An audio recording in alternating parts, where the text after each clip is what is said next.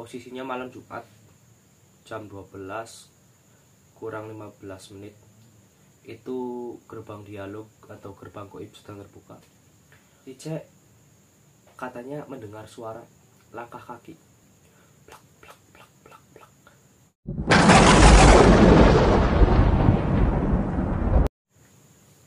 Halo, assalamualaikum warahmatullahi wabarakatuh. Perkenalkan, nama saya Muhammad Farid Rizky. Kali ini saya akan bercerita tentang angkernya sebuah pantai ketika di malam hari. Ini adalah cerita saya sendiri. Waktu itu saya dan beberapa teman saya, sebutlah 3 orang, dengan si A, si B, dan si C.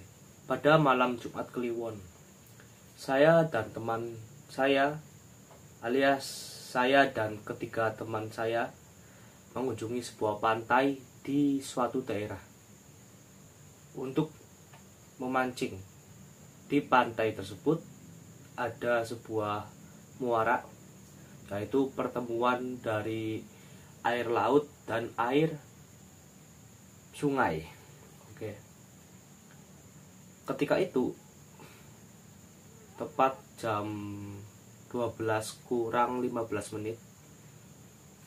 Jam 12 kurang 15 menit itu biasanya, kata orang, pintu gerbang goib itu sedang terbuka. Tahu kan? Maksudnya pada berseliweran gitu, makhluk-makhluk tak kasat mata ini. Dan pada saat teman saya berjalan menuju ke muara tersebut bersama saya dan si A, si B, si C. Si C kebetulan masih mengambil peralatan mancing di parkiran. Parkirannya itu seperti sebuah tempat warung makan. Ya bukan warung makan sih, ada kopi, pokoknya warung lah. Nah, si C sedang tata-tata, sedang persiapan untuk mengambil alat pancing. Di saat si C mengambil alat pancing, kebetulan si A dan si B sudah bersama saya di tepi muara. Kebetulan sudah di tepi muara.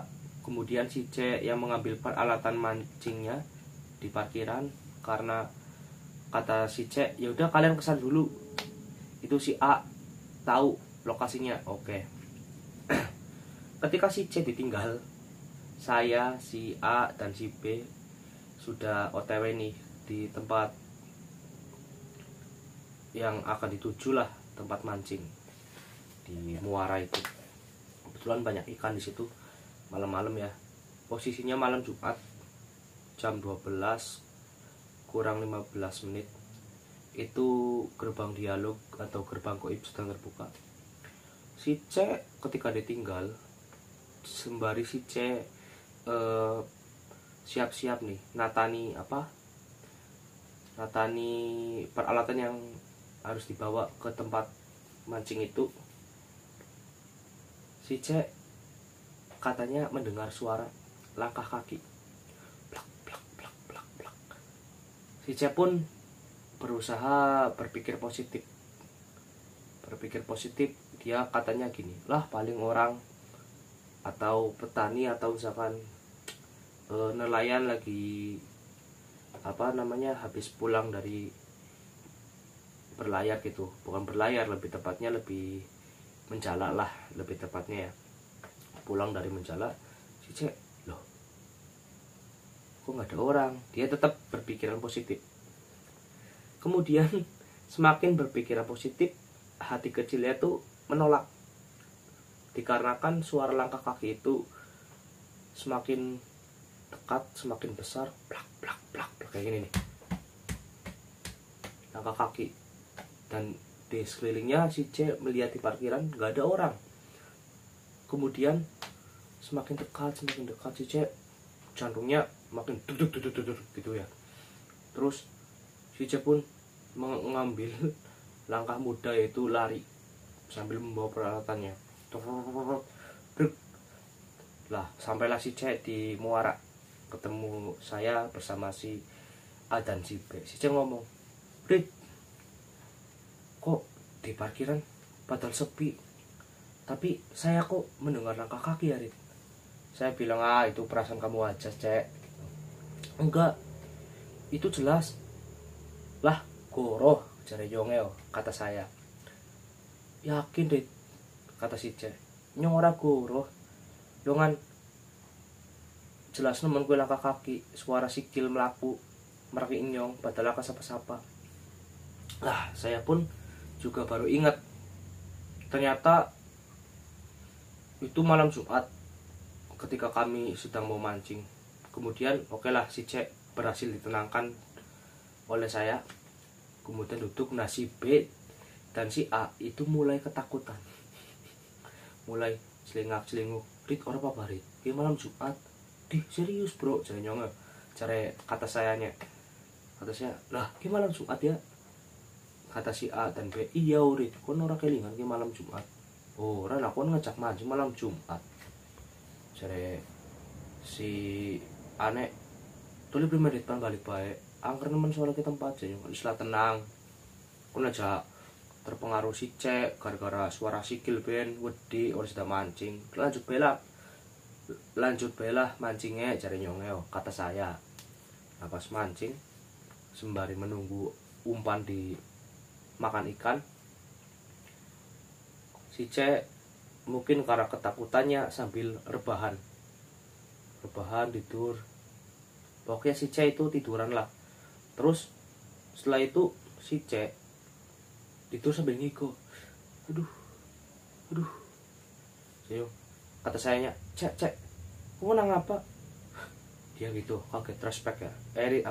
Merespon, orang apa? Monyong mimpi dikejar-kejar setan. Lah, kawan senangannya umbrus itu membual. Nah, si A dan si B mulai agak panik. Setelah si C mengigau dari tidurnya, terdengarlah suara, bukan langkah kaki, suara orang menangis jauh sekali. Tiba-tiba saya, si A, si B, dan si C kaget. Terdengar orang batuk. Padahal di tempat itu hanya ada 3 orang ini. Saya, si A, si B, dan si C. 4 berarti. 4. Nah, terdengar orang batuk keras banget. Suaranya ngebas kayak gini. 3 kali. Karena saya pun panik, yaudah, akhirnya saya bilang sama si A, si B, dan si C, yuk balik bayu, ora aman. Lah, ketika kita menyudahi mancing, walaupun gak dapat apa-apa, hanya dapat rasa ditakut-takutin oleh suasana, kita berempat jalan ke arah parkiran. Ketika jalan, kita hanya orang berempat, tidak ada orang. Waktu itu pantai sepi, itu udah jam setengah satu malam. Pantai sepi. Tiba-tiba hampir nyampe tempat parkiran, mau pulang, mau ngambil motor, bener apa yang dikatakan si C, suara langkah kaki. Itu bukan hanya saya saja yang dengar, tapi yang teman saya, si A, si B, si C itu dengar semua. Si C pun yang awal-awalnya mendengar lebih dahulu, dia pun nambah panik. Nah, si B dan si A pun ketakutan. Kalau saya sudah biasa, karena ya namanya orang hidup di dunia ini pasti berdampingan dengan yang tidak terlihat. Kemudian oke lah, mancingnya gagal, kita pulang. Oke, yuk kita pulang. Krungu. Nah, krungu itu dengar kata si A bilang ke si B, krungu B. Si B, krungu. Kon si C, wis gen aja dibahas nunggu dinemen. Lah, kata nyonge, kata saya, ya wis, yuk balik. Nah, itulah. Ini sekedar sharing ya. Saya tidak mau menyebutkan tempatnya di mana. Jadi intinya, pantai ketika malam hari itu banyak interaksi. Pantai apapun, entah pantai selatan atau pantai utara, ketika malam hari pasti banyak interaksi sosok yang tidak terlihat. Oke, itu saja yang bisa saya sampaikan, sharing-sharing tentang suasana atau aktivitas gaib di pantai yang saya rasakan bersama teman-teman saya. Kurang lebihnya mohon maaf. Billahi taufiq wal hidayah. Wassalamualaikum warahmatullahi wabarakatuh.